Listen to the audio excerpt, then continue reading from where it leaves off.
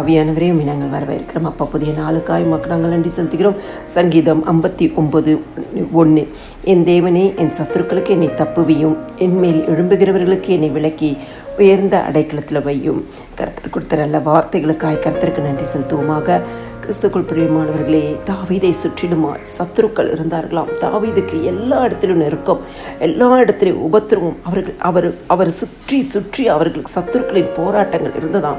அப்போ ஆண்டவர் சொல்றாரு, ஆண்டவரே, இந்த சத்துருக்களுக்கு என்னை தப்புவியும். இந்த காலை வேளையில் வசனத்தை கேட்கிற உங்களுக்கு ஆண்டவராகிய இயேசு கிறிஸ்து சத்துருக்களின் கைகளுக்கு உங்களை தப்புவிக்க அவர் உண்மை உள்ள தேவனாயிருக்கிறார்.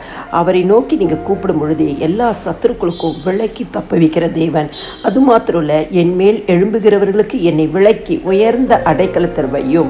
இன்னைக்கு யாரெல்லாம் உங்களை உயர்ந்த அடைக்கலத்தில் இல்லாதபடிக்கு, நீங்கள் எப்பவுமே கீழே இருக்கணும்படி, நீங்கள் ஒரு உயர்வை காணக்கூடாது என்று சொல்லும்படியாய், இன்னைக்கு எதுலையுமே ஒரு மேன்மை உங்களுக்கு வரக்கூடாது, புகழ்ச்சி வரக்கூடாது என்று எண்ணுகிறவர்கள் நடுவில் ஆண்டவர் இந்த காலை வேளையில் இந்த வசனத்தின் வழியாக உங்களோடு பேசுகிறார். உங்களை உயர்ந்த அடைக்கலத்தில் வைப்பேன் என்று சொல்லி கர்த்தர் சொல்கிறார்.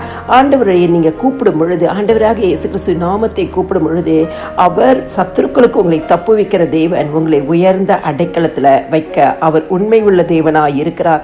அதே சங்கீதம் 59:10, என் தேவன் தம்முடைய கிருபையினால் என்னை சந்திப்பார். இந்த காலை வேளையில் ஆண்டவர் அவருடைய கிருபையினால் உங்களை சந்திப்பேன் என்று வாக்கு பண்ணுகிறார். அவருடைய கிருபை இன்னைக்கு உங்களுக்கு கூட இருந்துச்சுன்னா சத்துருக்களுக்கு தப்புவிக்கப்படுவீர்கள்.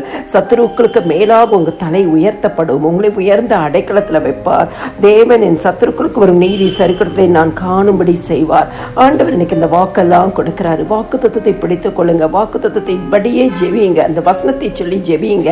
இயேசு கிறிஸ்துவின் நாமத்தை விசுவாசித்து ஜெபியுங்க. ஆண்டவரே, இந்த நாள் என் சத்துருக்களுக்கு என்னை தப்புவீங்கப்பா. இந்த நாள் எங்களை உயர்ந்த அடைக்கலத்தில் வைங்கப்பா. இந்த நாள் எங்களை உங்களுடைய கிருபையினால சந்திங்கப்பா என்று சொல்லி நீங்கள் ஜெபிக்கும் பொழுது, உங்கள் ஜெபத்தின் படியே, உங்கள் விசுவாசத்தின் படியே ஆண்டவராகிய இயேசு கிறிஸ்து உங்களுக்கு இந்த நாளில் அற்புதங்களை செய்வார்.